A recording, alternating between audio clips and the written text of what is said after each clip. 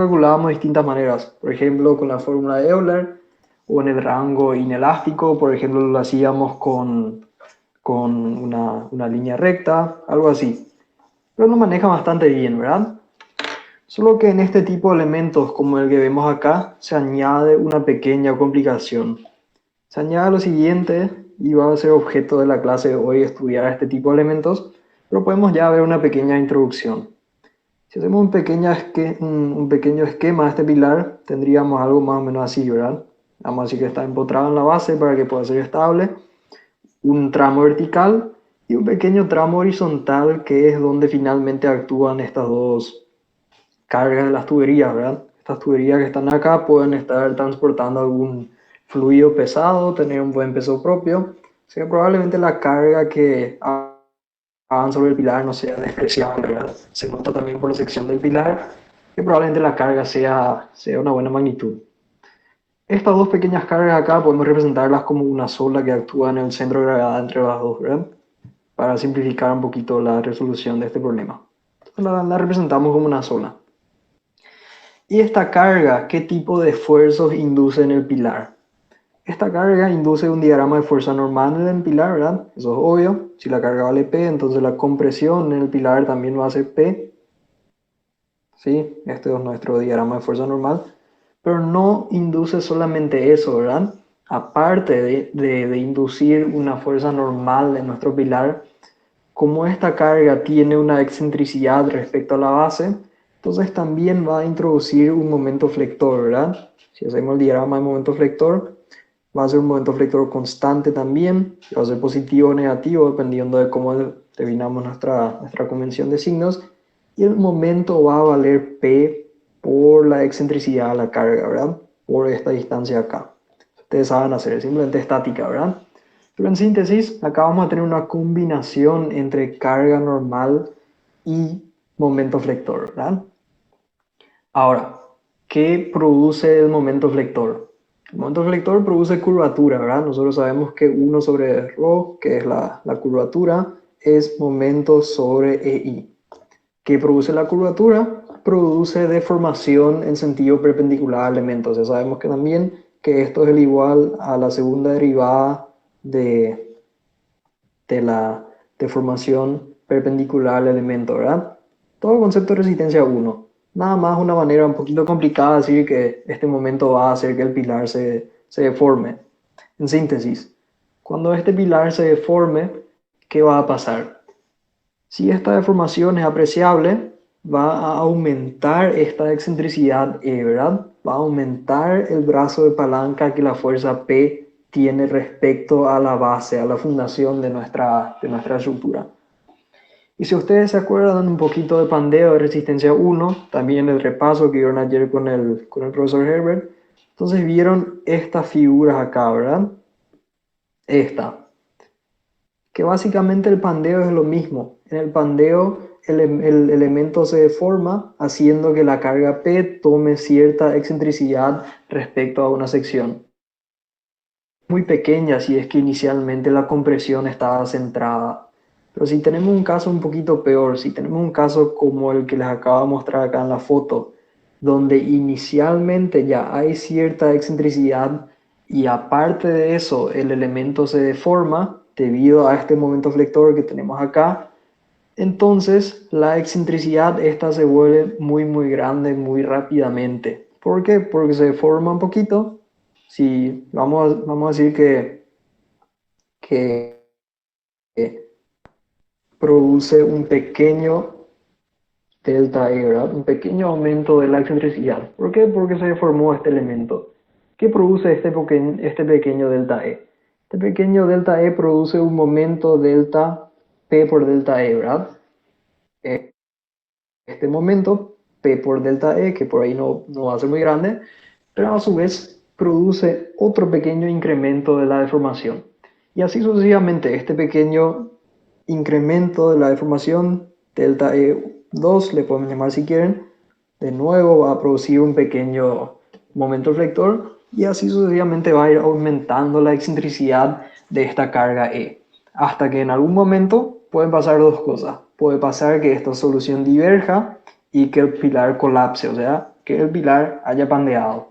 O puede ser que el pilar esté bien dimensionado y esto converja finalmente a una solución estable, ¿verdad? Donde el pilar ciertamente va a estar deformado, pero se ve acá en la foto que la deformación ni siquiera es suficiente como para que sea apreciable a simple vista, ¿verdad? O sea, está bastante controlada. Entonces, básicamente, eso es lo que se da en los elementos sometidos a flexo-compresión, como lo que tenemos acá. Tenemos compresión, tenemos flexión.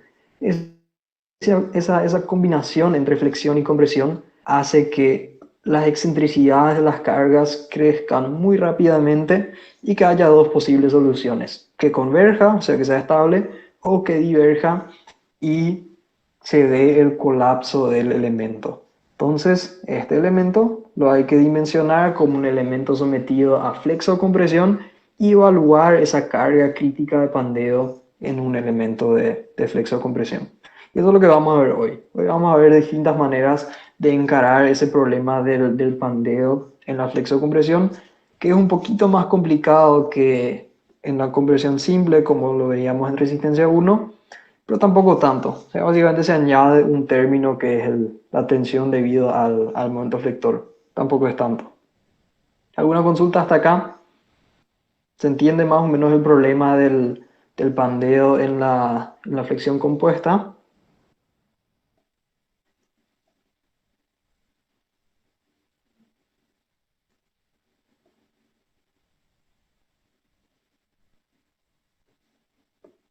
Sí, sí se entiende. Bueno, ¿qué vieron en la clase de ayer? ¿Llegaron a ver esto y ya llegaron al método omega o todavía no vieron esta parte de la fórmula de la secante? ¿Se acuerdan? El Eso de la método Omega no secante vimos no todavía. le vamos a dar el profe. Ya llegaron a dar el método de la secante. No, no, eso dijo que no íbamos a prestar tanta atención a eso. Ok, bueno, entonces se saltaron esta parte y llegaron a el proceso omega, ¿verdad? Eso no vimos Y todavía. eso, tengo entendido que ahí dejaron. Bueno, como hoy tenemos un poquito más de tiempo, vamos a ver ese método secante, porque también es interesante. Básicamente muestra lo que les acabo de decir. Entonces vamos a comenzar de este punto. Básicamente se hace el mismo análisis que hicimos para la perdón, para la compresión simple, añadiendo esta excentricidad inicial que les acabo de mostrar en el ejemplo ahí del pilar con la ménsula. O sea, fíjense, acá tenemos una carga P que tiene cierta excentricidad inicial, o si lo vemos ahí el- en la figura tridimensional, y evidentemente esto causa cierta deformación, ¿verdad? Y se resuelve la ecuación diferencial exactamente así como se hizo para la compresión centrada, simplemente añadiendo esta excentricidad inicial. O sea, esta nu es la deformación que se da a causa de la excentricidad de la fuerza y E es la excentricidad inicial. Es bastante parecido a la ecuación diferencial para la compresión centrada, con la única diferencia que ahora tenemos este término, la excentricidad inicial. Y como para simplificar esto un poquito, lo que se hizo es se definió K cuadrado como P sobre EI. O sea, solo una constante, ¿verdad? P es la carga aplicada, EI es la rigidez a flexión del elemento. Entonces vamos a decir que K cuadrado es P sobre EI. Eso nos permite escribir la ecuación diferencial que la ecuación diferencial de la flecha de esta o de la deformación de este elemento de la siguiente manera. La segunda derivada de la deformación respecto a x más k cuadrado por i es igual a menos k cuadrado por e. Y si nos vamos a la ecuación esta que teníamos acá para la compresión simple, que está en este punto, son bastante similares, ¿verdad? Fíjense, la única diferencia es que en este caso la ecuación diferencial ya no es homogénea. O sea, esta era homogénea, está igualada a cero. En el caso de que tenemos excentricidad inicial, eso cambia un poquito y es igual a k cuadrado por e. O sea, ya no es una ecuación diferencial homogénea, pero igual con las técnicas vistas en ecuaciones diferenciales, nosotros somos capaces de resolver esta ecuación diferencial, ¿verdad? Probablemente nadie de ustedes se acuerde y yo tampoco me acuerdo muy bien de cómo hacer esto. Tendría que revisar un poquito los apuntes, pero lo bueno es que ya está dada la solución. Alguien se tomó el trabajo y dio la solución y la deformada nu es igual a esta expresión que ven acá. La excentricidad inicial por la tangente de k, acuérdense que k cuadrado es p sobre i, o sea, solo una constante, por la longitud efectiva sobre 2 por seno de kx más coseno de kx menos 1. Es la solución de esta ecuación diferencial que ustedes ven ahí, donde el máximo desplazamiento se obtiene derivando esta expresión de nu e igualando la derivada a 0, porque queremos el punto de tangente horizontal, ¿verdad? Y tiene esta expresión que ustedes ven acá, delta, fíjense, la máxima deformación que se da en el medio. Delta es igual a E por secante de K por el longitud efectiva sobre 2 menos 1. Parece mucha matemática complicada, pero finalmente no es tanto. O sea, es simplemente resolver una ecuación diferencial y encontrar el punto máximo de la solución. Y esa va a ser la máxima excentricidad que vamos a tener, ¿verdad? Se da acá en este punto donde tenemos la excentricidad inicial más delta, que es la debido a la deformación que causa ese momento flector. Entonces, el momento máximo también se va a dar acá en este punto donde está la, donde está la máxima deformación, ¿verdad? Lo único que hay que tener en cuenta acá, no, está bien, es la inicial, delta es la máxima de la adicional. Entonces, ¿cuánto va a valer el máximo momento flector? El máximo momento flector va a ser P por E más P por delta, ¿verdad? El máximo momento flector que vamos a tener en este punto. Y si reemplazamos delta por su expresión que tenemos acá, entonces vamos a llegar a esta expresión que vemos por acá, que el momento flector máximo es P por E por secante de K por L efectiva sobre 2. Saben que la longitud efectiva es directamente igual a la longitud para si está articulado en ambos extremos y si está bien potrado, por ejemplo, 0,5 L, ¿verdad? O sea, es la longitud efectiva de pandeo, no es un concepto nuevo tampoco. Pero entonces, de esta manera podemos expresar el máximo momento flector a lo largo de nuestro elemento. Y nosotros sabemos de la ecuación de la flexión compuesta que podemos simplemente superponer las tensiones debido a la carga axial más las tensiones debido al momento flector, ¿verdad? O sea, si yo quiero obtener la tensión máxima, que la vamos a tener en un punto como un poquito atrás acá en la teoría.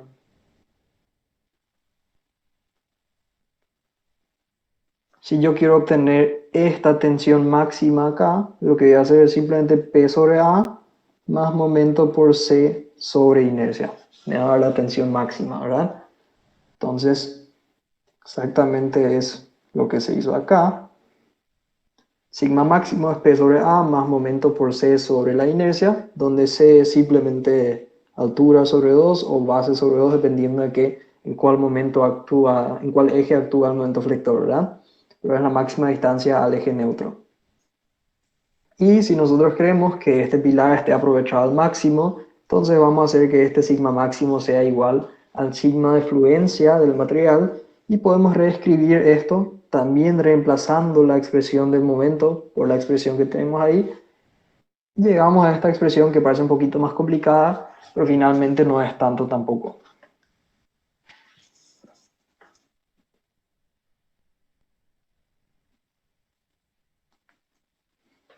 Sigma fluencia es P crítica, donde P crítica es la carga de pandeo, que nosotros sabemos determinar, ¿verdad?, mediante distintos métodos, sobre área por 1 más la excentricidad inicial. C es simplemente H sobre 2 o B sobre 2, dividido el radio de giro de la sección por secante K por LE sobre 2.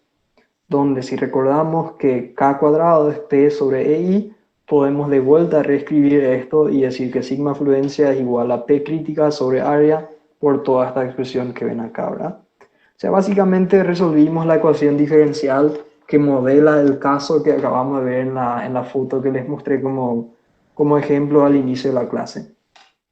Y luego se puede tomar esta fórmula y hacer algunas cositas más. Se puede, por ejemplo, introducir el concepto de que la carga crítica es el coeficiente de seguridad por la carga P real, entonces cambia un poquito la ecuación, pero finalmente todo se obtiene a partir de esta ecuación, que es la solución de la ecuación diferencial que vimos al comienzo.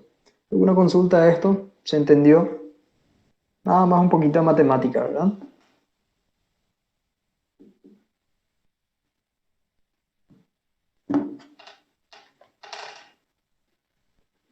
Y acá está graficada la fórmula para distintos valores de excentricidades. Evidentemente, cuando la excentricidad es nula, deberíamos obtener la misma solución que teníamos anteriormente, ¿verdad?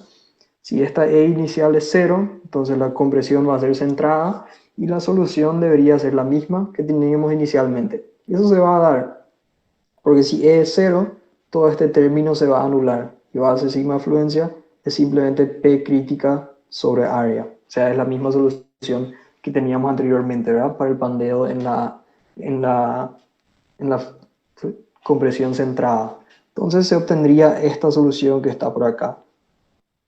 Y si el coeficiente E sobre KI, simplemente le define la excentricidad en función del coeficiente K que habíamos definido. Ustedes saben que K es P sobre EI.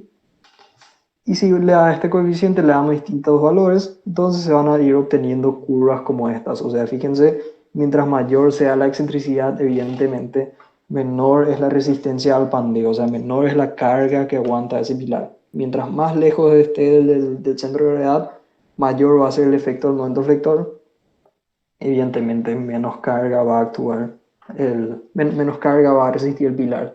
Lo cual es muy lógico, ¿verdad? Si vamos a este caso de la foto, y si ahora en lugar de tener 1 metro de longitud, esta ménsula tiene 3 metros de longitud, entonces es muy evidente que esto va a colapsar antes, ¿verdad? Simplemente porque esta excentricidad, la carga E, va a ser muchísimo mayor a la que tenemos ahí en el caso.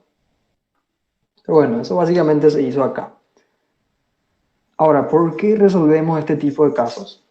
En los casos que las columnas a diseñar tengan previstas cargas centradas, en el momento del montaje de las mismas pueden generarse errores y desplazarse de la normal resultante generándose un momento flector.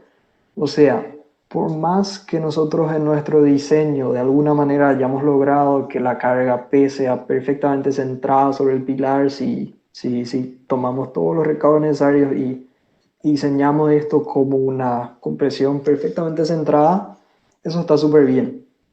Ahora, cuando este elemento o cuando su detalle se vaya al sitio de obra, muy probablemente en el sitio de obra no esté con la misma precisión que ustedes midieron en el cálculo. O sea, con el cálculo trabajamos con 3 4 decimales, con dimensión en centímetros, o sea que con una precisión muy alta.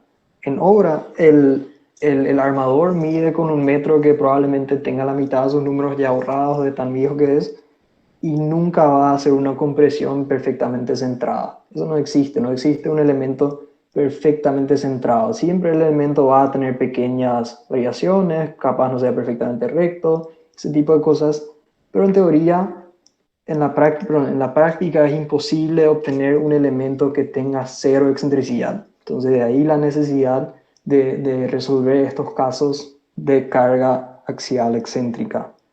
También puede darse que a veces, por ejemplo, no sé, un elemento de una estructura colapse y los elementos restantes sean encargados de resistir la carga. Porque, ¿qué pasa si, por ejemplo, no sé, yo decidía ser muy conservador y en lugar de hacer este diseño que está acá, le ponía otro pilar de este lado? Genial. Va a ser compresión más o menos centrada en ambos pilares, ¿verdad? Inicialmente. Va a ser con muy pequeña excentricidad en todo caso. ¿Qué pasa si viene un camión y le choca a este pilar de tal manera que este pilar pierde totalmente su capacidad resistente? Entonces toda la carga se va a ir a este pilar y va a ser un caso de flexión compuesta, ¿verdad? Y vamos a estar de vuelta en este caso de pandeo en flexión compuesta. Entonces también cuando se quieren resolver ese tipo de casos o considerar ese tipo de casos, muchas veces es necesario considerar excentricidades de las cargas. Y por último, bueno, lo que dice acá es que las normas técnicas, por todos estos factores, básicamente recomiendan tener en cuenta excentricidades mínimas, porque ya se sabe que en la práctica nunca vamos a tener elementos perfectamente centrados. Y dan expresiones de este tipo. Por ejemplo, acá le llaman excentricidad equivalente, a veces le llaman también excentricidad accidental o excentricidad mínima. Realmente creo que equivalente no es el término más usado, pero no importa. Vamos a asumir que inicialmente teníamos un elemento con compresión perfectamente centrada y teníamos esta carga de pandeo de Euler acá perfecta. Luego, porque las normas nos obligan, vamos a aplicar cierta excentricidad inicial. Por ejemplo, 0,1 más lambda sobre 700. Esta es una manera de definir una excentricidad accidental. Entonces, si por ejemplo tenemos un pilar con lambda 100, con el T 100, entonces nuestra E sobre K va a ser 0,1 más 100 sobre 700, o sea que va a ser 0,8. Si estaba en centímetros, nuestra excentricidad inicial, ¿verdad?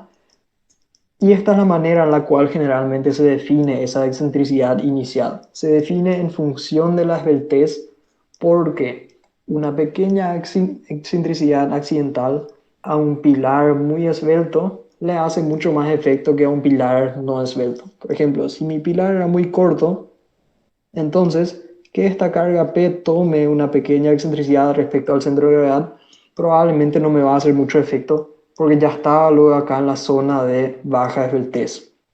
O sea que el pandeo no es muy crítico en estos elementos. Pero si yo estaba en un elemento muy esbelto, a este elemento sí le va a hacer mucho efecto que la carga P se desplace una pequeña distancia. ¿Por qué? Porque estamos acá en el rango de alta esbeltez, donde, ¿ustedes se acuerdan que la tensión crítica de Euler es pi cuadrado por E sobre lambda cuadrado, ¿verdad? Entonces lambda está elevado al cuadrado, o sea, un pequeño cambio de esbeltez hace un efecto muy grande, y de la misma manera la excentricidad le afecta mucho, o sea, una pequeña excentricidad a un pilar muy esbelto le hace mucho más efecto que a un pilar corto. Entonces, por eso es que se define la excentricidad mínima de esta manera. Mientras mayor sea la esbeltez, mayor es la excentricidad mínima que hay que tener en cuenta. Y acá el material les da básicamente distintas recomendaciones.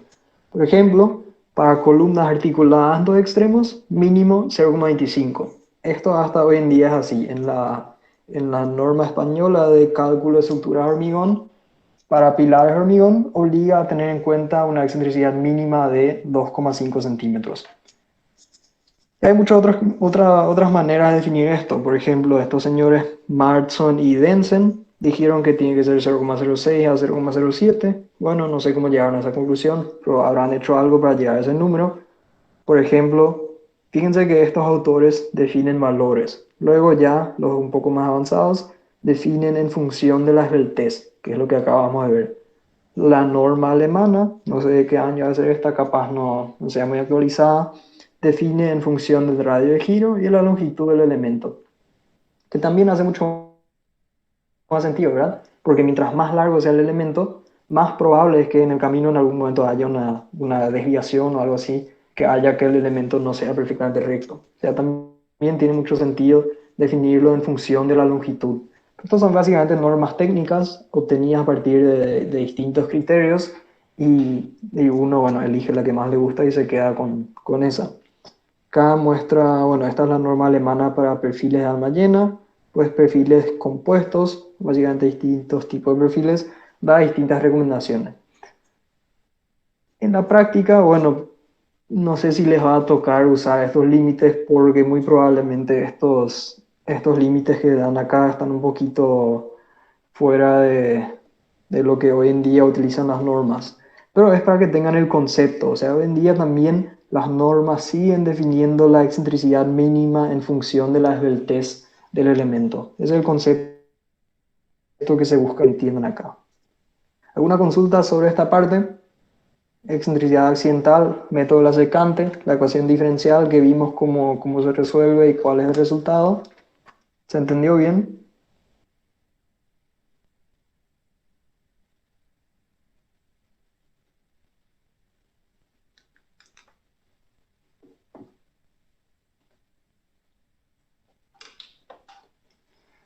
Bueno, espero que sí. Esos, esos valores, ¿cuándo definimos cuándo usar? ¿Cómo definimos cuándo usar? Pues depende del criterio que vos nos pida o... Sí, bueno, por ejemplo, vamos a ir al caso más simple, que es lo que les va a tocar ahora mismo. Si es un ejercicio de resistencia a materiales, entonces el ejercicio le dice cuál criterio tomar, ¿verdad? Porque como había dicho, es básicamente algo que depende de cada uno, cuál criterio quiere seguir. Entonces, si fuera un ejercicio, tendría que estar indicado el, cuál es la regla a seguir. Si van a hacer esto en la práctica, si van a diseñar algún pilar, probablemente lo que más les convenga es buscar alguna de las normativas actualizadas. Pueden buscar la alemana o no sé, brasilera, argentina, cualquiera. En general en Paraguay se usan mucho las normativas brasileras y argentinas, porque Paraguay no tiene sus propias normativas. Entonces probablemente se irían a revisar ahí cuál sería la excentricidad mínima a considerar. Pero básicamente depende de cada uno en el caso que sea un trabajo profesional, digamos. Ya queda a criterio de cada uno cuál excentricidad desea considerar. También depende un poco uno le conoce al contratista, ¿verdad? Que va a ejecutar la estructura. O sea, si vos sos el proyectista y sabes que la empresa que va a construir es una empresa que no tiene muy buena fama, que probablemente no tenga mucho control de calidad, que probablemente no hagan un muy buen trabajo, entonces, bueno, te conviene asumir una excentricidad accidental un poco más alta, ¿verdad? ¿Por qué? Y porque probablemente ocurran unos cuantos accidentes en la construcción. O si sabes que va a ser una empresa con un control de calidad muy bueno, una empresa muy renombrada, entonces, bueno, por ahí podrían utilizar excentricidades accidentales un poquito menores. Obviamente nunca menor a lo que obliga las normas a usar, pero tendiendo más hacia el límite inferior, digamos. Entonces ya son cosas que con la práctica cada uno va a ir viendo cuáles son los límites con los que se siente más cómodo, digamos.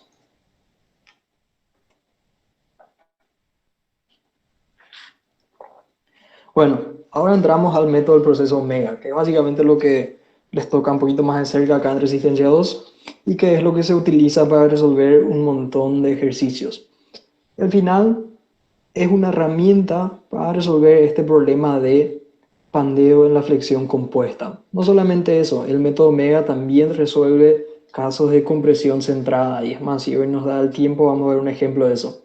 Pero es un proceso que nos permite de manera bastante fácil resolver el pandeo en la flexión compuesta sin tener que aplicar estas ecuaciones en la secante que por ahí son un poco más largas y complicadas, ¿verdad?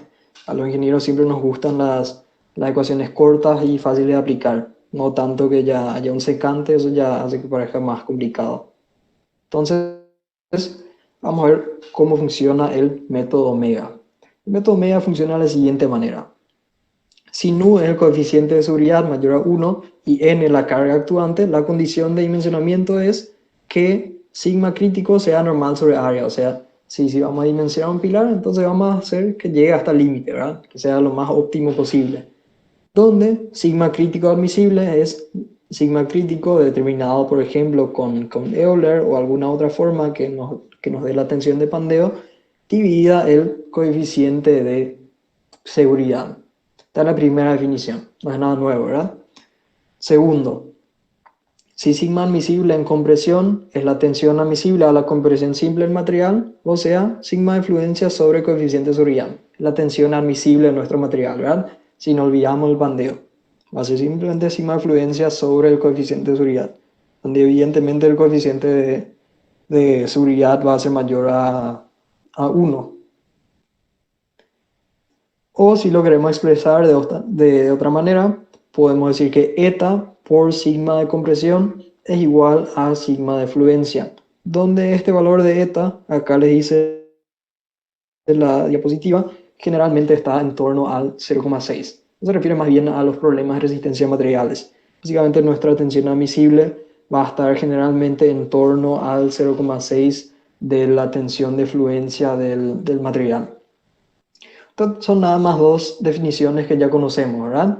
Ahora, ¿cómo se define el coeficiente omega? El coeficiente omega se define como la resistencia a compresión simple dividida la tensión de pandeo.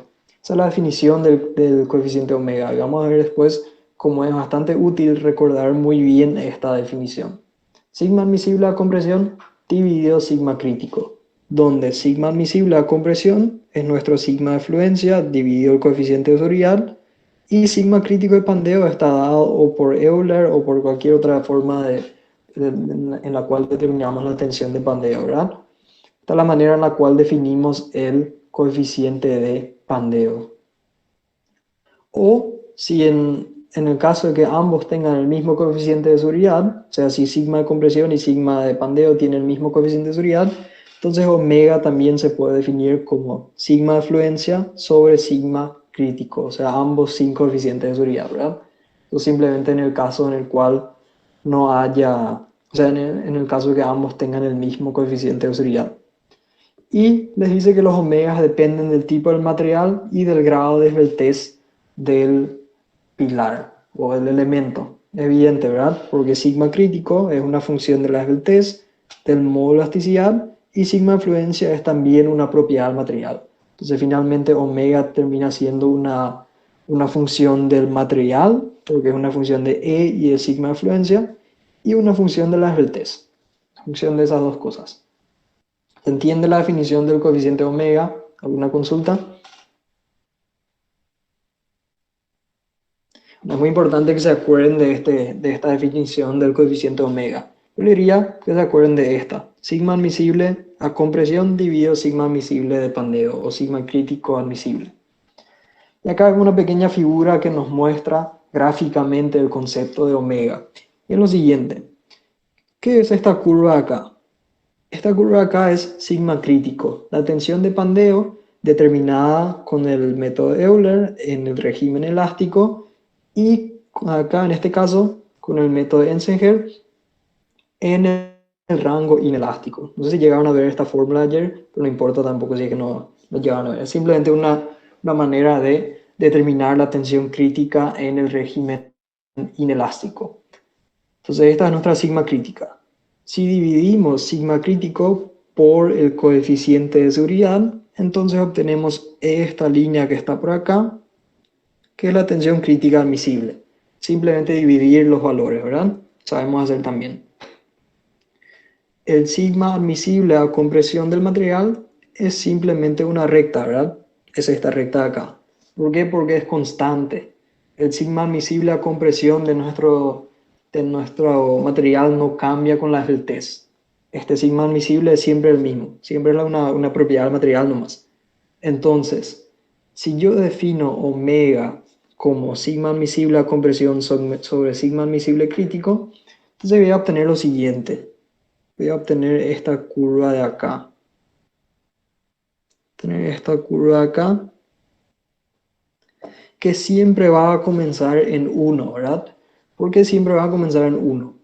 Siempre va a comenzar en 1 porque si la esbeltez es 0, que es el origen del eje, ¿verdad? O sea, acá tenemos lambda igual a 0. Si lambda es igual a 0, lo que vamos a tener es que sigma crítico va a ser igual a sigma de fluencia. Entonces, omega va a ser sigma de fluencia sobre coeficiente de seguridad sobre sigma de fluencia sobre coeficiente de seguridad igual a 1. O sea que nuestro omega siempre comienza en 1. Para una esbeltez de 0, el omega es 1. Y a partir de ahí va creciendo. Va creciendo porque sigma admisible a compresión se mantiene constante. O sea, nuestro numerador no sube, es constante. Y nuestro denominador va a ir bajando, ¿verdad? Va a ir bajando porque la tensión de pandeo comienza acá y luego, perdón, la tensión admisible de pandeo comienza acá y luego lentamente va bajando.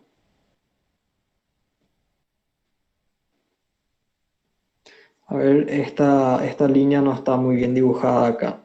En realidad, esta no debería comenzar en 1400, sino que debería comenzar por acá, para que al comienzo sea 1, ¿verdad? Por si no, al comienzo no va a ser 1. O en todo caso, esto debería ser sigma admisible a compresión y no acá abajo. Pero bueno, se entiende el concepto de omega. ¿Se entiende? O mejor dicho, se entiende el concepto de todas estas curvas: la curva de tensión crítica, la curva de tensión crítica admisible, que no es nada más que sigma crítico sobre el coeficiente de seguridad. El concepto de sigma admisible a compresión es bastante fácil, ¿verdad? Es simplemente sigma de fluencia sobre el coeficiente de seguridad y es constante, ¿verdad? Porque no cambia con las esbeltez. Y luego omega, que es la división entre esta distancia, que es sigma admisible a compresión, y esta distancia, que es sigma crítico. Comienza en 1, porque al comienzo son iguales, y va creciendo porque nuestro denominador se mantiene, pero nuestro numerador se mantiene y el denominador va bajando. Por lo tanto, omega va a ir subiendo. ¿Se entiende todas estas curvas? ¿Alguna consulta? Si es que ustedes tendrían que interpretar estas por su cuenta y sacar valores a partir de esto, no tendrían problemas.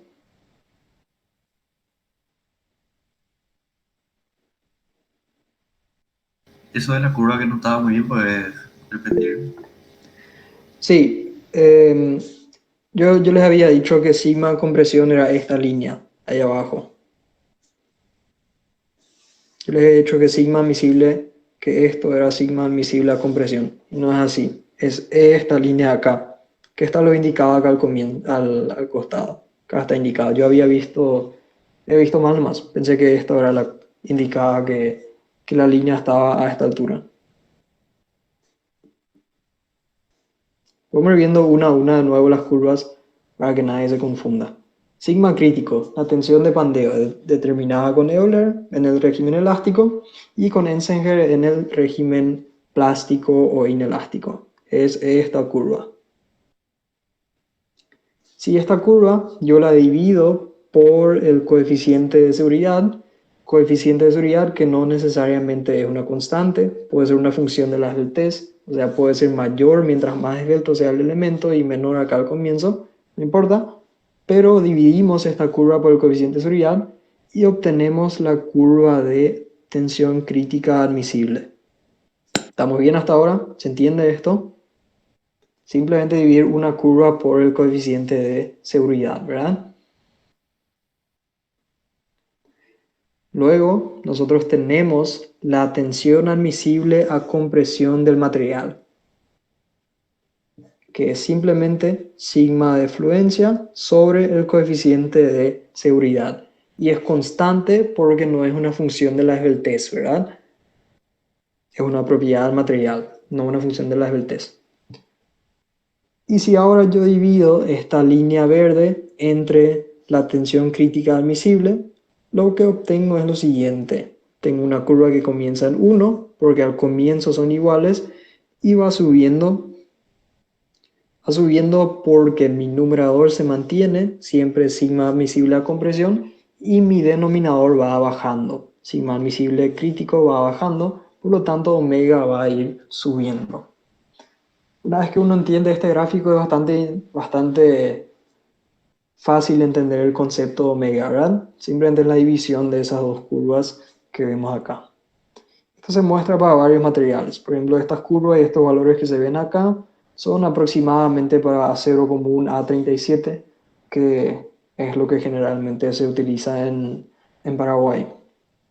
Luego están las mismas curvas para madera, por ejemplo, donde acá en el régimen elástico se utilizó la fórmula de Euler, luego una línea recta o el criterio de Tettmacher, que es lo mismo. Por acá está la tensión admisible a compresión.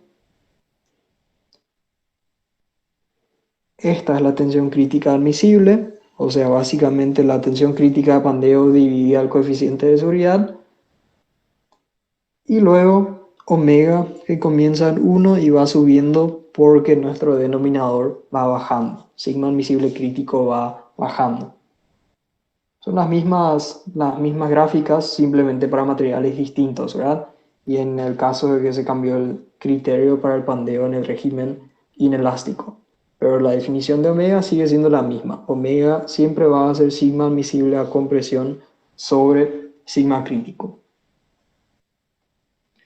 Y así se ven las tablas de omega para los distintos materiales. O sea, cuando después vamos a hacer un ejercicio donde vamos a preparar la tabla de omega de un material y va a tener más o menos esta forma, un poquito distinto en nuestro caso, pero así es como se presenta. La esbeltez 20, 30, 40, 50, 60 hasta 150 y esta zona nos da los valores de omega. Entonces, si yo, por ejemplo, quiero omega para lambda igual a, no sé, 120,5 en mi esbeltez. Entonces, me voy acá a 120, me voy a la fila, perdón, a la quinta columna porque quiero E,5, va a ser 2,68 entonces mi omega. Esto, omega es 2,68 para una esbeltez de 120,5. Y fíjense lo que dice acá, esto es para aceros A33 y A37. Lo que habíamos dicho al comienzo, ¿verdad? Omega es una función del material y de la esbeltez. Si yo sé el material y la esbeltez, yo puedo fácilmente definir omega. O en todo caso, si yo solamente sé qué tipo de material tengo, entonces yo puedo armar una tabla de omegas, ¿verdad? Yo puedo calcular omega para distintos valores de esbeltez y tener una tabla de omegas como la que se presenta acá. ¿Se entiende bien? ¿Se entiende cómo utilizar esta tabla?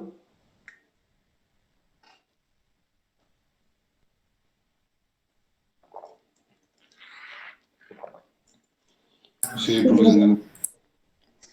Ok, genial. Luego, también algunos autores llegaron a determinar fórmulas aproximadas. O sea, por ejemplo, acá BST37. ST supongo que se refiere a Stiel y grado 37. Y esto es para acero de grado 52, que básicamente son aceros con la nomenclatura americana. Y dieron estas fórmulas para determinar omega en función de la esbeltez. O sea, básicamente se ahorran un poquito de trabajo si es que aplican directamente una de estas fórmulas. Habría que ver si estas siguen siendo aplicables hoy en día, si es que se utilizan. Personalmente diría que no tanto. No llegué a ver que en algún momento se utilicen estas fórmulas. Pero puede ser. Tengan acá como referencia que si en algún momento el ejercicio les dice explícitamente que es acero grado 52, entonces bueno, váyanse acá para determinar su omega muy fácilmente.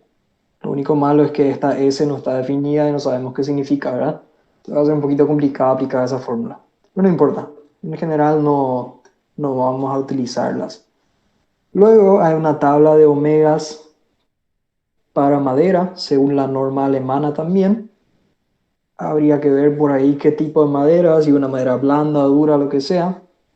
Pero bueno, se les da acá como dato de referencia y si es que el ejercicio les pide utilizar estos datos, los usan. Si no, tendría un poquito de cuidado en la práctica con estos datos que se presentan acá sin mucha información. Hay que ser un poquito cuidadosos cuando se utilizan este tipo de datos.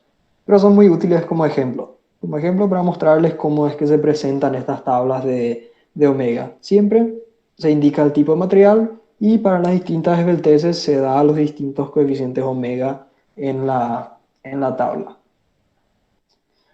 Luego, ¿cómo se aplica esto a la flexión compuesta? Porque esto es muy fácil de aplicar a la compresión simple, ¿verdad? Por ahí hasta ahora sería un buen momento para ver el ejercicio que les quiero mostrar. Me parece que sería una buena idea. Vamos a ver este ejercicio, después nos tomamos un pequeño descanso y seguimos con la segunda parte que es el método omega en la flexión compuesta. Este ejercicio le dice lo siguiente. Te dice, en el gráfico 1, sigma E representa el comportamiento del pilar en un ensayo de compresión simple. O sea, básicamente le está dando los datos del material en la figura 1. ¿Qué es esto? Un diagrama de tensión-deformación.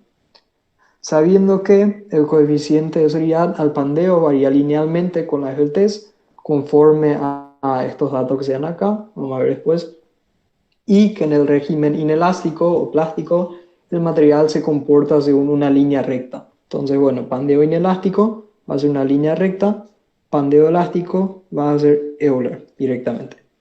El ejercicio nos pide las siguientes cosas. Nos pide calcular para el material ensayado su su correspondiente tabla omega en función de la esbeltez. Y acá ya nos da un ejemplo de tabla, o sea, quiere que determinemos omega para estos valores de esbeltez. Y segundo, empleando únicamente las esbelteces y los correspondientes valores de omega a la tabla calculada, determinar cuál es la mínima sección del pilar indicado que soporta la carga de compresión de 1,5 toneladas. Ahora, yo les consulto lo siguiente. Para el primer ítem del ejercicio, para determinar esta tabla omega que nos pide, ¿cuáles de estos datos que nos da el ejercicio vamos a necesitar? Vamos a necesitar los datos del coeficiente de seguridad para determinar la tabla omega.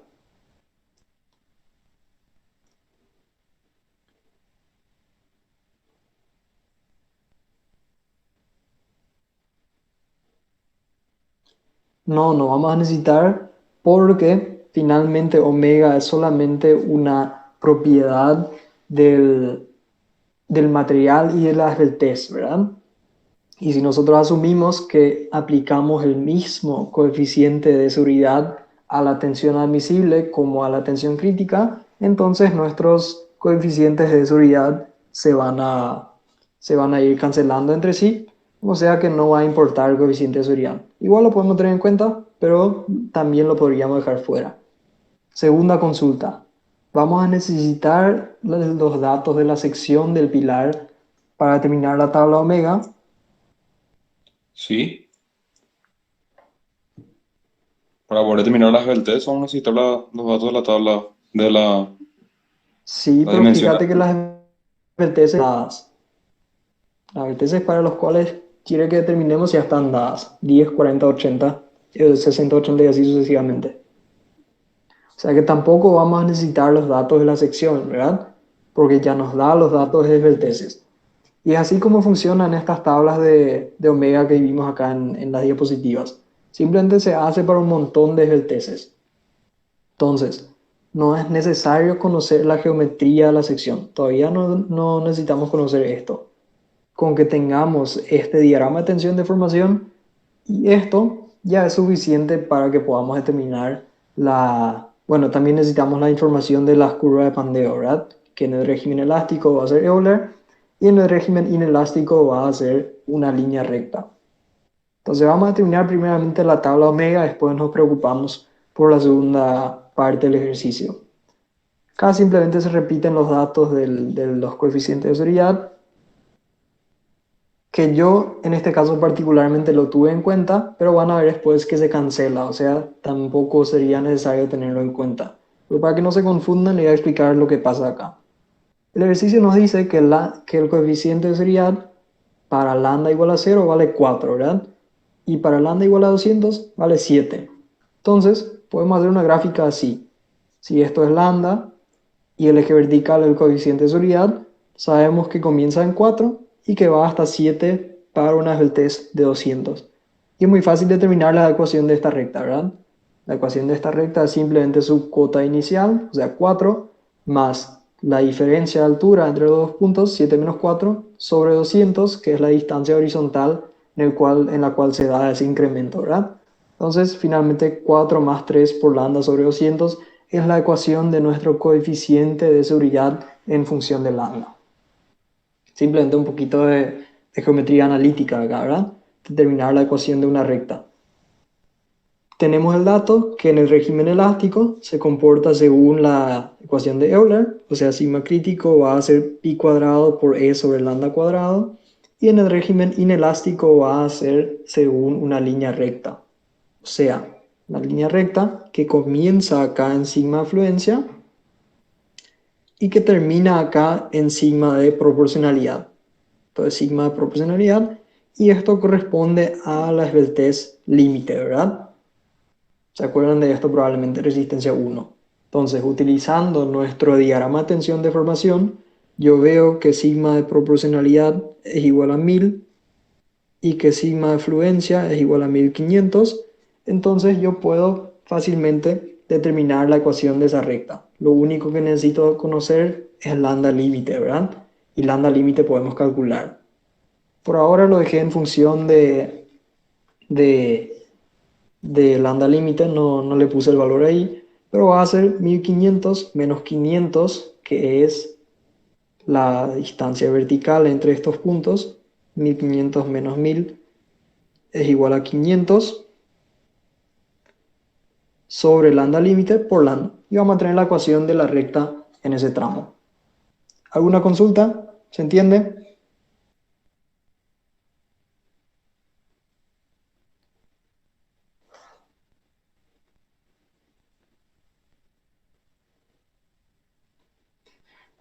Bueno, creo que sí están entendiendo. Espero que sí.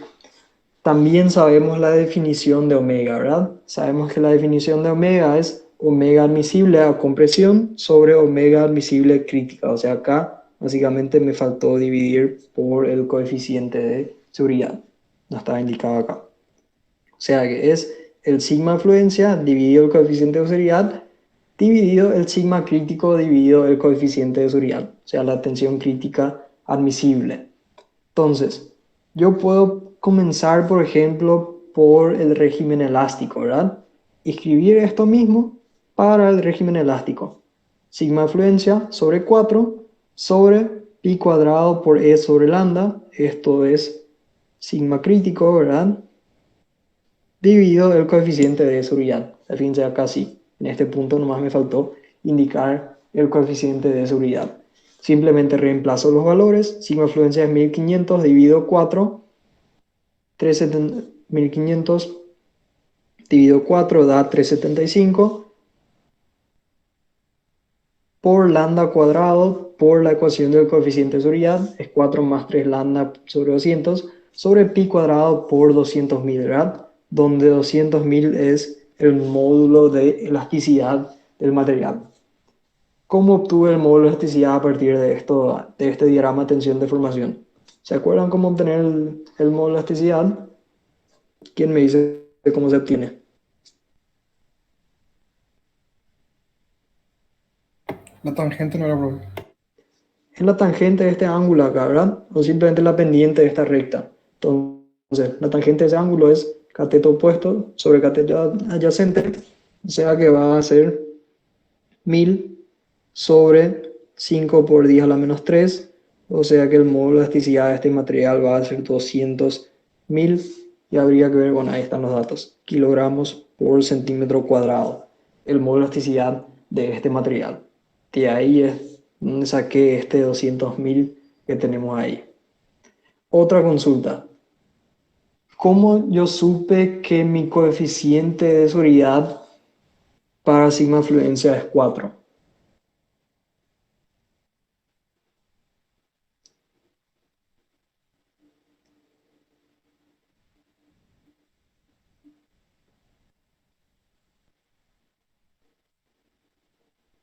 Porque para la tensión admisible de compresión no consideramos las VTs, ¿verdad? Y si las VTs es 0, entonces ustedes pueden hasta reemplazar lambda igual a 0 acá en esta expresión. Va a ser igual a 4, pues se va a anular este segundo término. Entonces, por eso es que el coeficiente de seguridad para el sigma de fluencia es igual a 4. Es el coeficiente de seguridad para lambda igual a 0.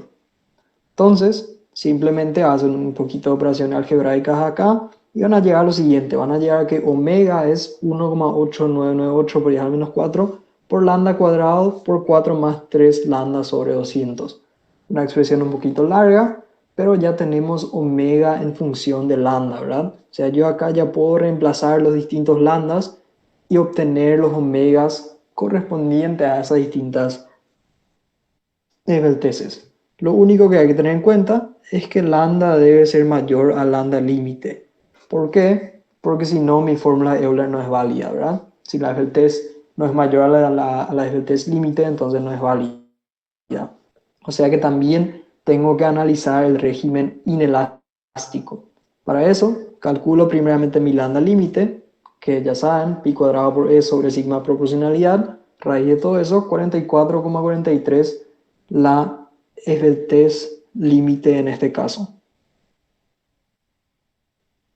Y de vuelta aplico la definición de omega. La definición de omega es sigma fluencia sobre coeficiente de seguridad sobre sigma crítico, que es esta expresión acá, que había determinado acá en la primera página, ¿verdad? Simplemente reemplacé el lambda límite y me dio este valor que tengo acá, dividido el coeficiente de seguridad, que es una función de la esbeltez también. Entonces, operando un poquito, llego a esta expresión. 375 por 4 más 3 lambda sobre 200 sobre 1500 menos 11,2536 lambda. O sea, ahora también tengo una expresión de omega para lambda menor o igual a lambda límite. Entonces, tengo definido mi omega para todas las esbelteces que quiera, ¿verdad? Y va a ser de la siguiente manera. Omega como una función de lambda es esta función para lambda mayor o igual a lambda límite y es esta función para lambda menor o igual a lambda límite. ¿Me siguieron hasta acá? ¿Alguna consulta? ¿Se entendió bien?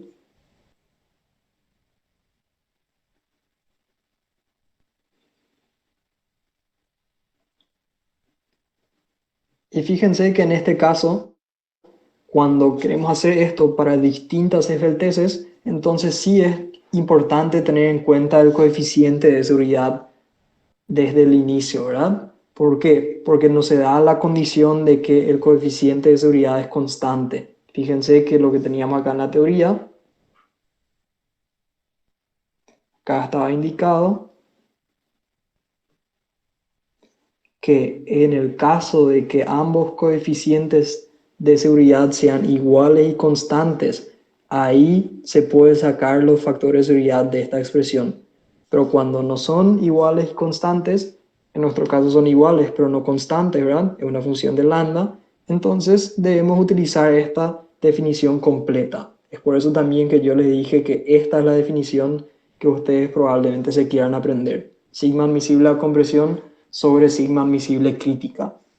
Pero necesitamos tener en cuenta el coeficiente de seguridad en este caso. ¿Por qué? Porque no es constante, es una función de la esbeltez. ¿Alguna consulta hasta acá? ¿Se entendió bien cómo definimos omega para los dos rangos, para lambda mayor a lambda límite y lambda menor a lambda límite? ¿Alguna duda que haya quedado?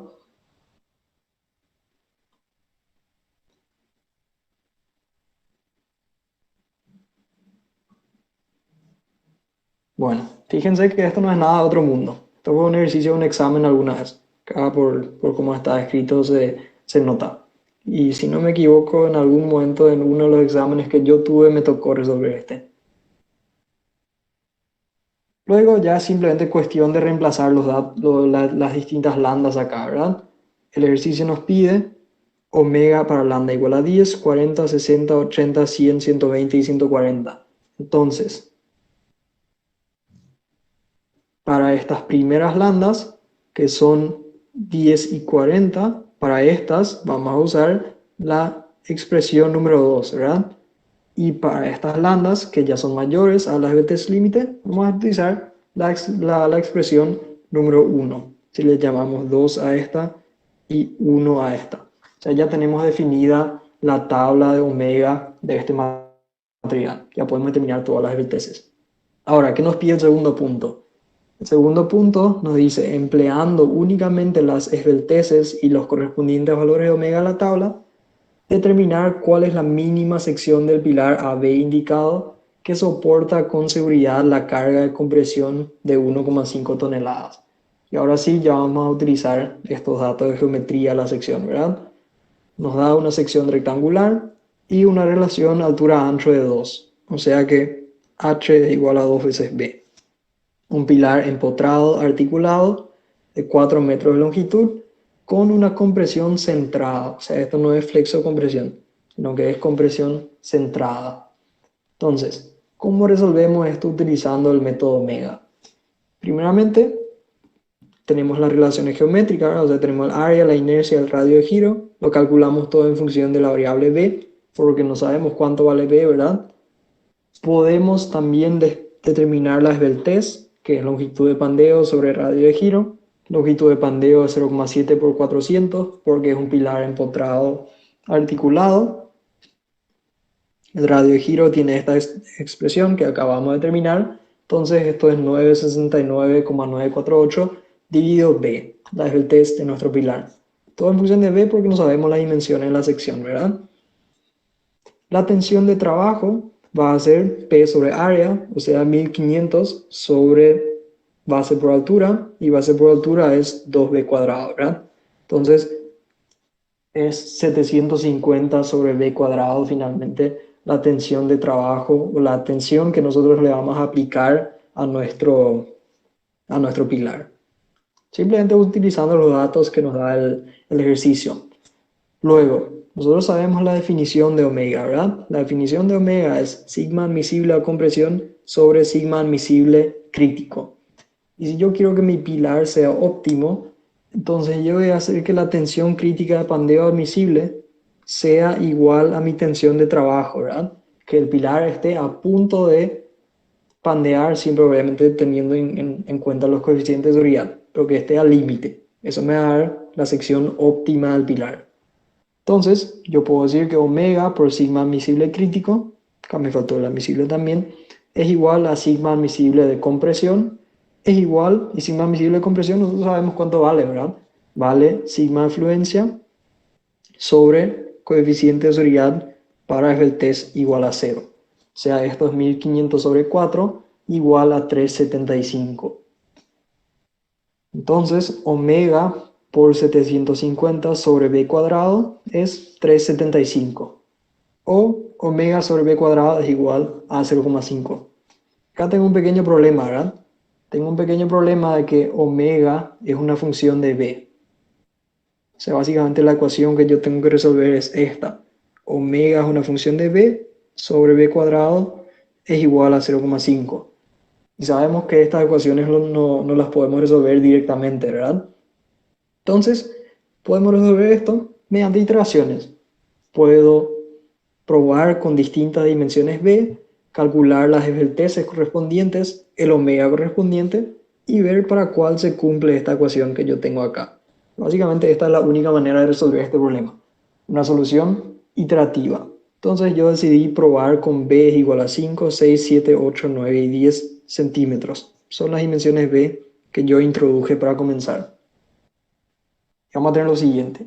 Para b igual a 5, la esbeltez es esto que yo había terminado acá. Para 6, 7, 8, 9 y 10 pueden seguir reemplazando y van a obtener los distintos valores de la esbeltez, ¿verdad? Luego podemos también calcular omega, porque sabemos que omega vale 0,5 por b cuadrado, o también pueden utilizar esta, a ver, ¿hay alguna otra expresión ahí? No, omega es 0,5, perdón, así, vamos a utilizar nuestras expresiones para omega, ¿verdad? Si yo tengo esta esbeltez, entonces la reemplazo en mis expresiones para la esbeltez, la que había determinado en el tema 1. Por ejemplo, si mi esbeltez es 193,99, ¿cuál de las dos expresiones para omega vamos a utilizar en este caso? ¿La primera o la segunda?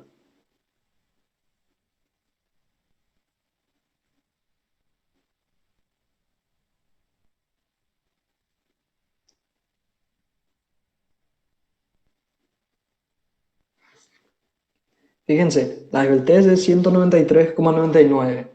¿Cuál es la expresión para omega que voy a utilizar en este caso? El primero. La primera, ¿verdad? Porque mi esbeltez es mayor a la esbeltez límite, es mayor a 44,43. Entonces utilizo esta expresión para determinar mi valor de omega. Entonces tengo omega 49,40.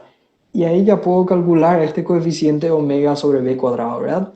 Y me da 1,98.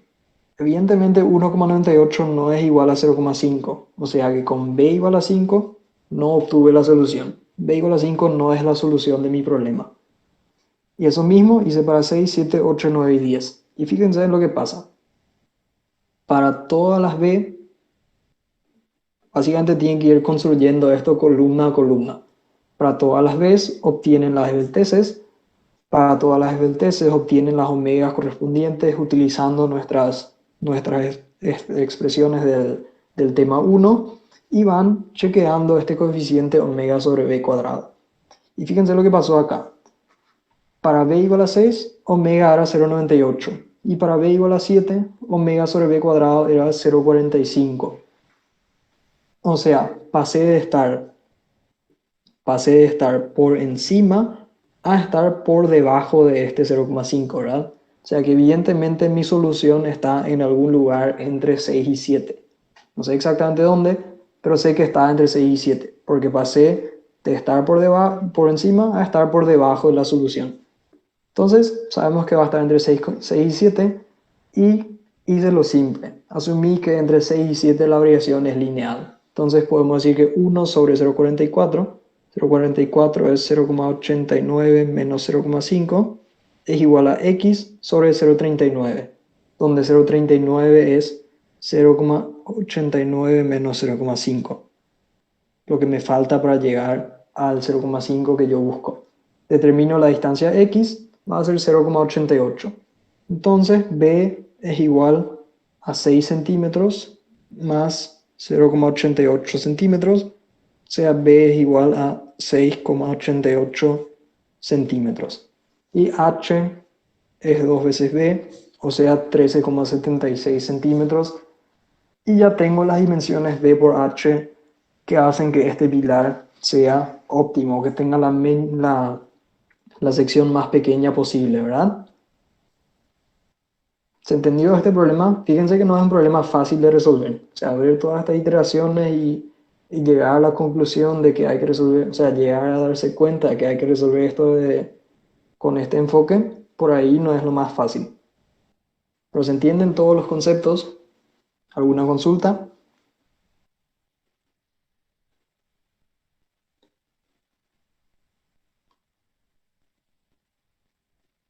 Por ahora Bueno, no, Calvin. ok, bueno, entonces vamos a tomarnos un descanso de 10 minutos y volvemos a las 8 menos 5, si les parece bien. Dale, profe. ¿Ve?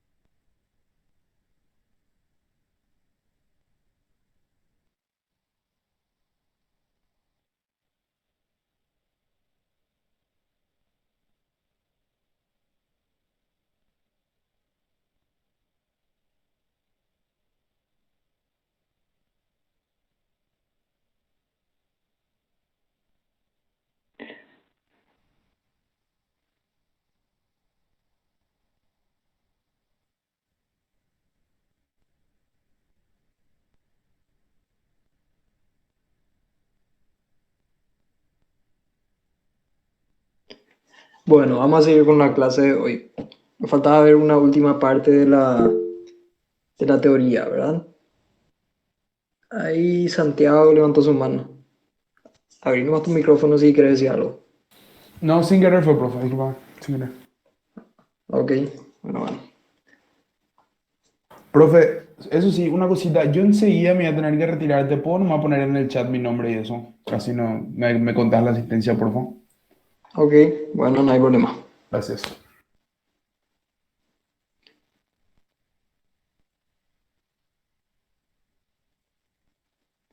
Bueno, lo que nos quedaba ver era esta parte, ¿verdad? A lo que finalmente llegamos. El pandeo en la flexión compuesta y cómo resolver esto utilizando el método omega, que es lo que más nos interesa porque habíamos visto que finalmente es mucho más simple que utilizar esa solución de la ecuación diferencial que estaba al comienzo de la clase de hoy, ¿verdad? Entonces, se utiliza de la siguiente manera.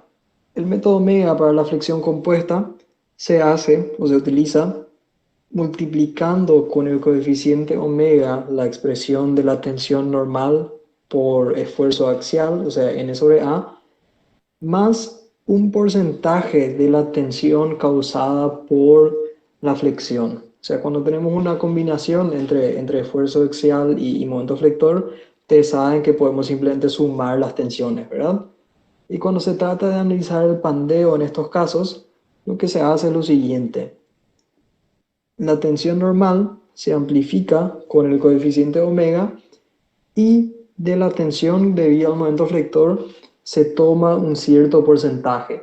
Este coeficiente que tenemos acá varía según distintos materiales y básicamente es un coeficiente experimental. O sea, esto no tiene una justificación teórica directa, sino que más bien se obtiene a partir de ensayos de laboratorio. En el caso de la madera, por ejemplo, maderas semiduras a duras, no tanto en el caso de las maderas blandas porque no tienen mucha aplicación estructural, pero sí en el caso de las maderas un poquito más duras, se utiliza 0,85 y esto debe ser menor a la tensión admisible a la compresión. De esta manera evaluamos el pandeo en la flexión compuesta. O sea, ven que es bastante fácil, ¿verdad? Es básicamente resolver el problema de flexión compuesta y amplificar por omega esto y reducir por 0,85 la tensión debido al momento flector. Esta tensión debido al momento flector se reduce un poquito porque ustedes saben que la tensión no es homogénea en toda la sección, ¿verdad? La tensión que crea el momento flector es una función así, donde un lado está comprimido y el otro lado está traccionado. Y si bien acá en la punta la tensión puede llegar a ser alta, no es alta en toda la sección. Por eso es que se le da una pequeña reducción a esta tensión debido al momento flector, porque no es homogénea en toda la sección, entonces tampoco tiene sentido considerar su valor máximo para el pandeo. Esa es la idea de este coeficiente 0,85. Para la madera vale 0,85. Para los aceros, en general, según la norma alemana 4114, se utiliza una expresión como esta, 300 más 2 lambda sobre 1000 o aproximadamente igual a 0,90. Este 0,90 probablemente corresponda a una esbeltez aproximadamente igual a 100. Vamos a ver cuánto es 300 más 200 sobre 1000. Bueno, eso no es 0,9, ¿verdad? Sería 0,5. Bueno, entonces esto sería para el caso de pilares mucho más esbeltos. Ahora, en la práctica, lo que hacemos es 0,90, es el coeficiente que utilizamos para pilares metálicos. Entonces es el mismo razonamiento. Se amplifica por omega, el coeficiente de la tensión axial, y se disminuye un 10%, o sea, se multiplica por 0,9 la tensión debido al momento flector. Y esto debe ser menor a la tensión admisible a compresión y se considera que esto es seguro frente al pandeo. Evidentemente esta esta W depende de cuál es el lado comprimido, ¿verdad? Si por ejemplo es una sección asimétrica como esta, si el lado comprimido es el inferior, entonces omega debe ser el omega, perdón, W debe ser el W correspondiente a este lado. Si el lado comprimido es este, entonces W debe ser el W correspondiente al lado comprimido, evidentemente. Por eso se calcula la tensión en el lado comprimido. Pero en general utilizamos el coeficiente 0,90 entonces para pilares metálicos. Así de simple encaramos el problema de la fricción compuesta con el método Omega. ¿Alguna consulta sobre esto? ¿Se entiende? Bastante simple, ¿verdad?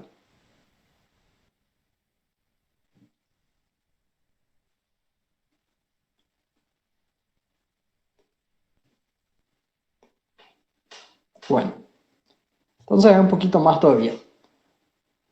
También en la práctica muchas veces tenemos columnas compuestas. No siempre las columnas son como las que teníamos acá al inicio de la clase.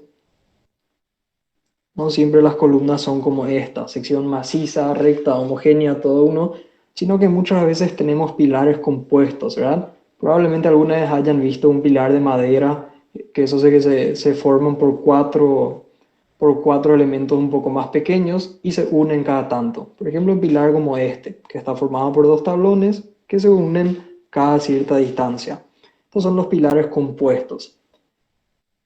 Y el problema de los pilares compuestos es básicamente el cálculo de la inercia.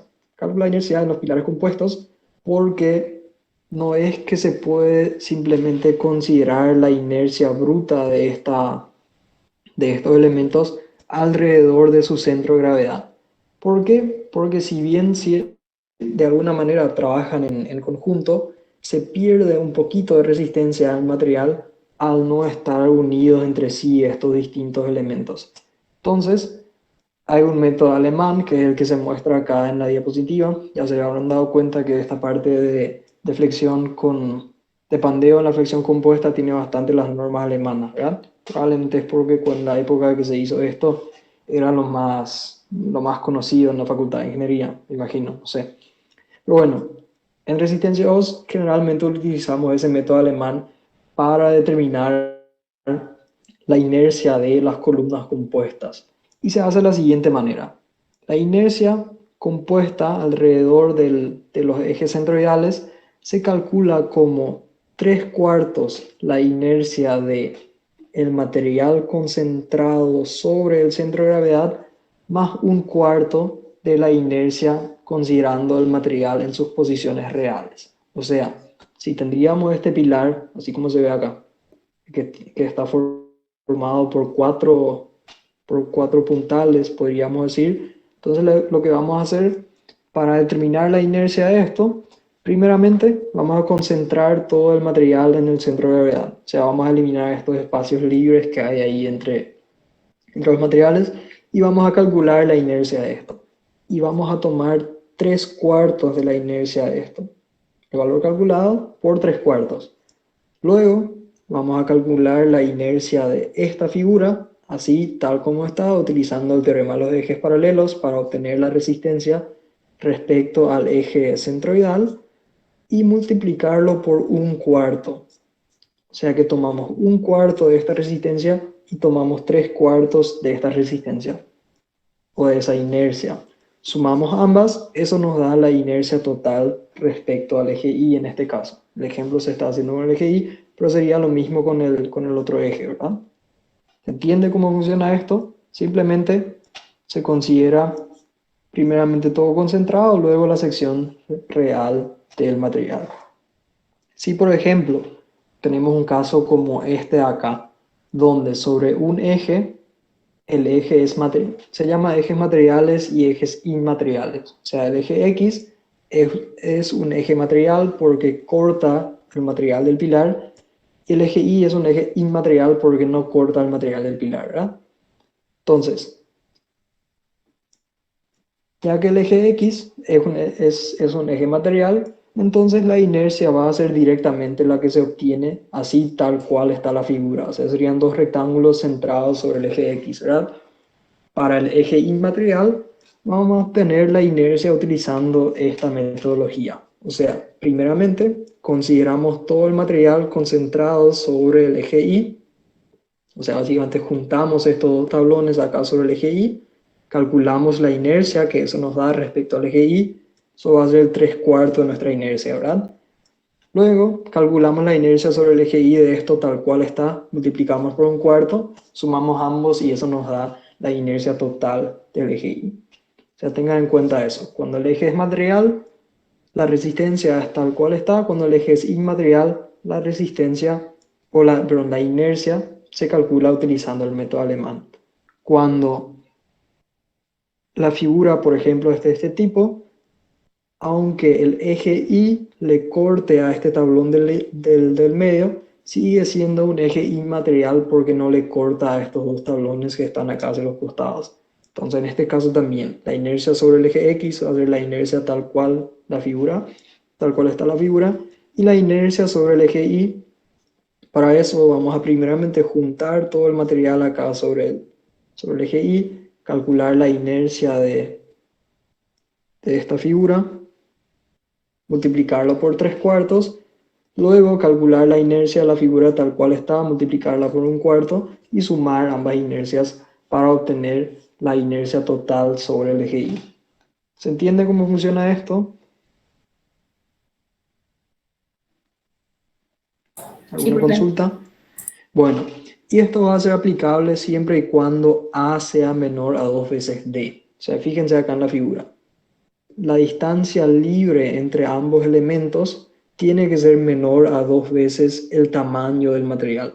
Si fuese mayor, ya consideramos esto como elementos totalmente independientes, o sea que ya no hay ningún trabajo en conjunto entre estos 4 tablones, digamos. Ya estarían trabajando todos como pilares independientes. Ya habrán visto alguna vez pilares de madera de este tipo, ¿verdad? Son bastante comunes en muchas viviendas. Ahora ya saben Profe, cómo... Sí, espero que te moleste. Bueno, pero y suponiendo que tenemos una sección así como está ahí, ¿verdad? ¿Cómo cómo se resuelve si es que la sección A es mayor a D? a eso iba, justamente iba a decir. Cuando la distancia A es mayor a 2 veces T, entonces estos vamos a tratarlos como elementos totalmente independientes, ¿verdad? Entonces, básicamente va a ser un pilar, o sea, van a ser 4 pilares pequeños y vas a calcular el pandeo en 4 pilares pequeños. O sea, sería un pilar con una longitud de pandeo que va de esto, o sea, de toda la longitud y la inercia de solo uno de estos tablones. O sea, básicamente va a ser muy ineficiente, ¿verdad? Porque te va a salir un pilar muy esbelto si haces esto. O sea, hay que tener cuidado con cuánto se separan estos dos tablones. Porque si no, vas a tener Y, que calcular cada uno como un pilar independiente. Obviamente la carga va a ser 1/4, ¿verdad? De la carga total. Pero igual. ¿Entienden? sí, profe. Y suponiendo de que tenemos así, entonces para este caso va a ser, o sea, la inercia total va a ser multiplicado por 4 de uno de los cuadritos. En,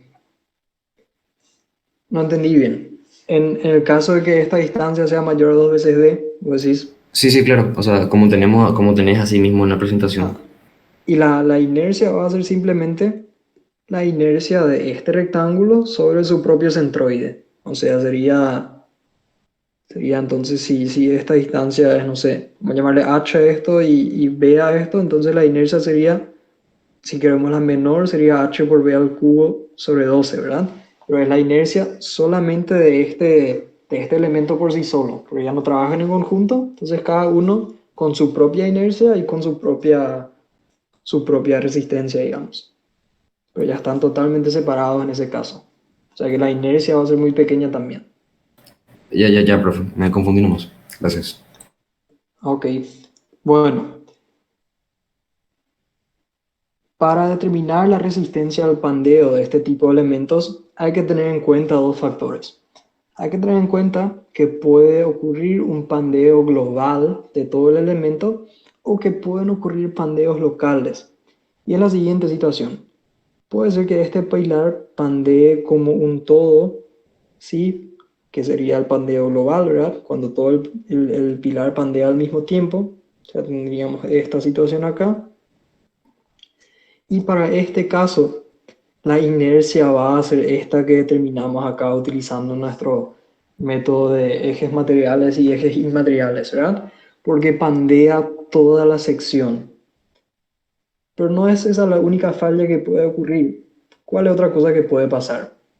Otra cosa que puede pasar es que alguien haya decidido poner muy pocos elementos de arrastramiento entre los materiales, o sea, muy pocas uniones entre los distintos tablones.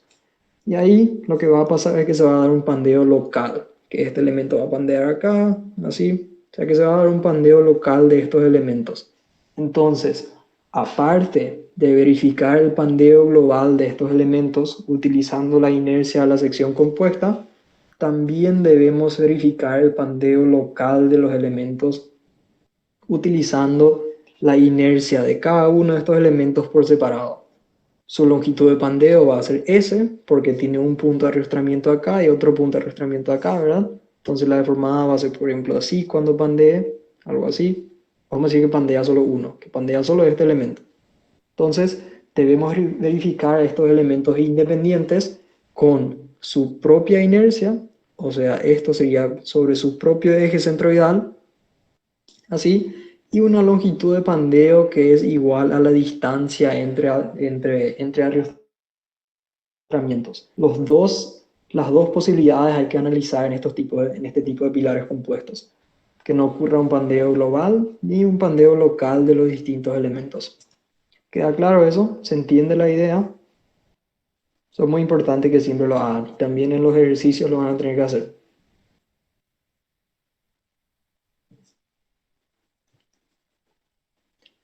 Bueno, espero que sí. Y acá básicamente les da unas recomendaciones para determinar o cómo encarar los problemas de pandeo, que es lo mismo que ustedes ya saben, ¿verdad?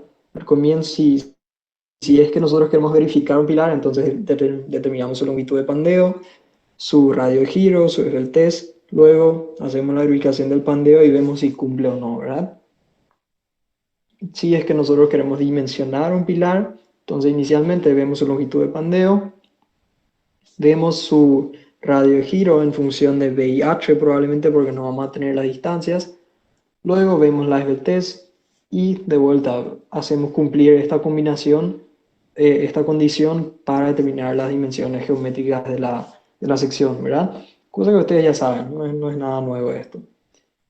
Y acá unas pequeñas recomendaciones de secciones más convenientes. Esto puede ser un poquito relativo, ¿verdad? Pero bueno, generalmente se da esto, que las secciones huecas que tienen el material más alejado del eje tienen inercias más grandes, entonces al tener inercias más grandes son menos esbeltos y generalmente obtenemos una resistencia al pandeo un poquito mayor. O sea, esto en general que las secciones más convenientes son las secciones que tienen el material más alejado del centro de gravedad. Cuando se vayan a cursos un poquito más avanzados, como estructura de madera y metálicas, van a ver que esto no es tanto así, porque, por ejemplo, como acá hablamos del pandeo local de estos distintos elementos, y eso es bastante claro, ¿verdad? Eso todos entienden. Es evidente que los elementos pueden pandear ahí independientemente.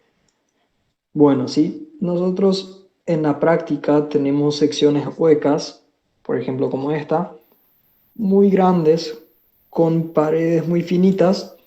Lo que se da es un pandeo local de estas paredes. Y es un poquito más complicado de calcular porque no es un pandeo como el que conocemos los pilares, sino es un pandeo tipo placa, que ya no está en el contenido de resistencia de materiales, entonces tampoco importa. Pero se da un pandeo tipo placa en estas paredes. Entonces, básicamente lo que les quiero decir que tampoco podemos tener secciones demasiado grandes con paredes muy finitas. Y van a ver en los cursos de diseño de estructuras metálicas cómo evaluar esto. Básicamente se puede dar también pandeo local en este tipo de elementos.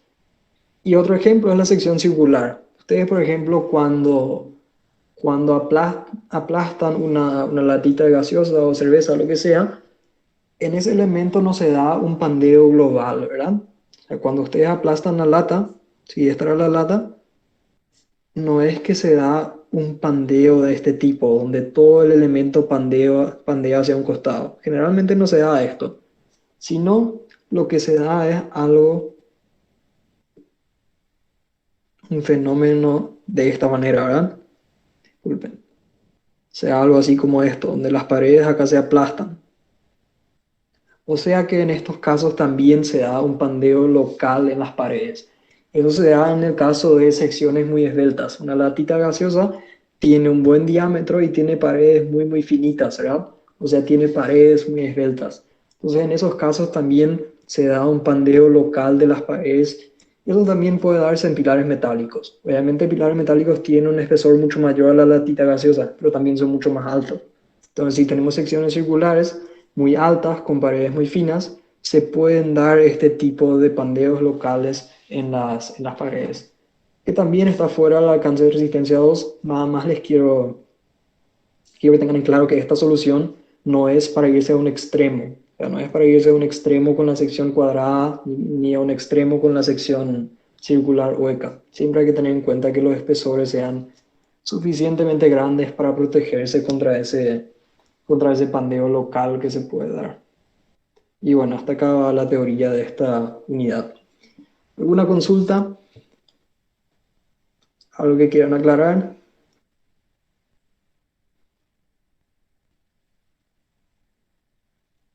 Todo claro, profe.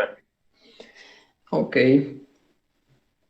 Bueno, hay muchos ejemplos de este tipo de ejercicios. En el Moodle tienen unos cuantos ejemplos que pueden resolver y ver, y se van a dar cuenta de una cosa que por ahí acá no está aclarada, que para el cálculo de la esbeltez ustedes van a utilizar esta inercia, o sea, la inercia que utilizamos, que terminamos utilizando este método que de alguna manera considera que la sección no es totalmente homogénea, ¿verdad? Esto es para el cálculo de omega. Para el cálculo de las tensiones, en esta expresión acá, momento sobre omega, momento sobre WR, ustedes saben que WR es inercia sobre la máxima distancia al borde, ¿verdad?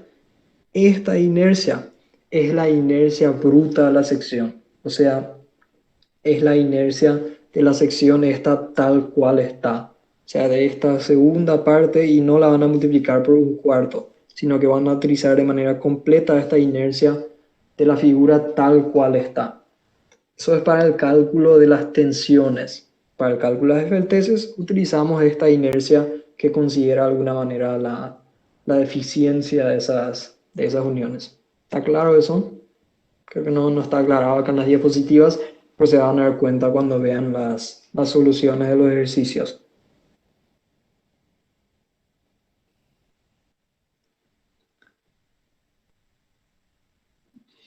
Ok, si no hay consulta sobre esto, ¿hay alguna consulta sobre los ejercicios del trabajo práctico? Ya estuvieron viendo.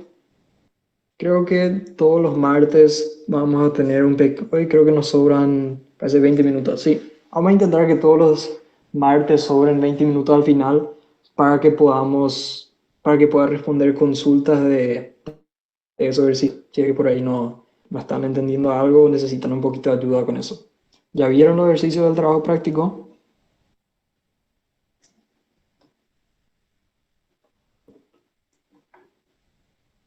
Yo al menos no, profe. Ok. Bueno, no hay problema. Profe, Pero como les había una dicho, consulta. Son 30, ¿verdad? son 30 ejercicios en total, pero 3 para cada uno. O sea, no es que cada uno va a resolver 30 ejercicios, sino que son 3 partes con 10 ejercicios y según su número de células en cada parte eligen un ejercicio. No es que van a resolver 30 todos. Ya, gracias. Ok, pero como le había dicho al delegado, son ejercicios complicados. O sea, que no dejen para la última semana porque no van a terminar y no hay tiempo para atrasar el día de entrega. O sea, que comiencen a tiempo como para que por lo menos la próxima semana ya puedan hacer algunas consultas, miren ya su ejercicio, vean si está claro, porque si no, van a sufrir mucho si al final si intentan hacer todo en los últimos 2 días. ¿Está bien? Bueno, profe. Dale, profe. Ok. Bueno, si no hay más consultas, entonces voy a llamar la lista. A ver.